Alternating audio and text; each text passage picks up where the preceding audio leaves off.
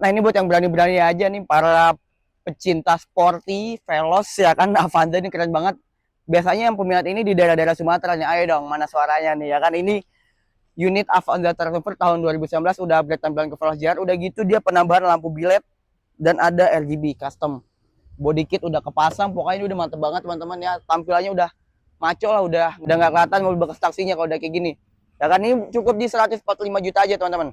Langsung bawa mobil ini udah ditambah juga nih sama velg racingnya nih. Rise model keren banget kan.